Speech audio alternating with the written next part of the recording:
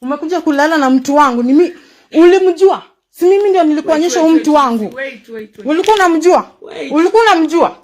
Ulikuwa unamjua ama ni mimi nilikuonyesha? Ni mimi nilikuonyesha. Alafu unani step back. Si ndio? So nimekuanga mzuri hivyo, mnateka advantage yangu, si ndio? That's why mtaendelea. My friend, mtaendelea kusafa. Utaendelea kusafa milele na milele. Mark my words. Ni mimi umestab nyuma na nimekuambia, nimekurecord.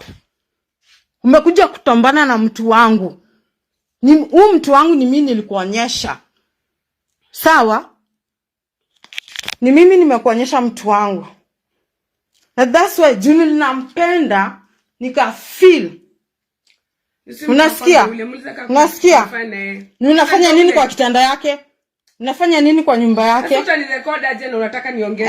Unafanya nini kwake? Umeniambia uko kuna Marshall kwa nyumba. Nimeenda hadi Jericho. Ni unanijuanga wazimu zangu. Nimeenda hadi Jericho. Olive. Nimeenda hadi Jericho. Unafanya nini huku na mimi ndio nilikuleta? Unafanya nini huku Vero? Juu ya mangiri 2, mangiri 3, mangiri 5.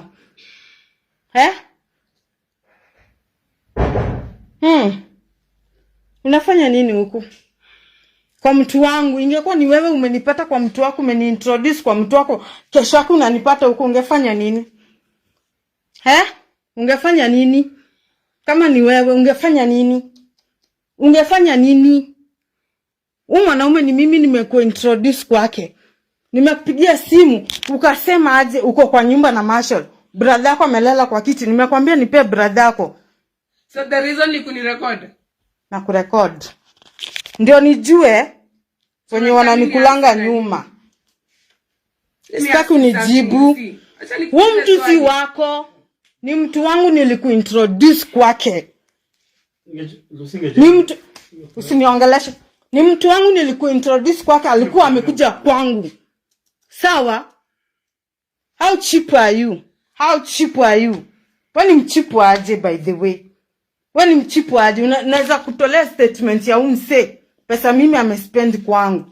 Unadhani ulala hapo uchi umpanulie aje? Acha nikula hata wafdani. Hajakukula, umefanya nini kwa kitanda yake uchi? Ni mtu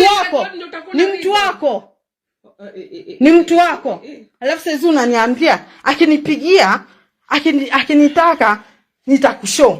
Motherfucker, my bitches. Umenitext aje? Mtu wako akinitaka, nimekuambia.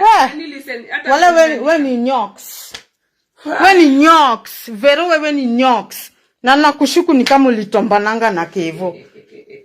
Hebu mpigie. Kama unaweza nidunga nyuma. Sasa unajifanya Daisy alikuwa anaongea na mtu wako, huyo mtu wako hata ni kama wamepatana na Daisy. Wacha kelele.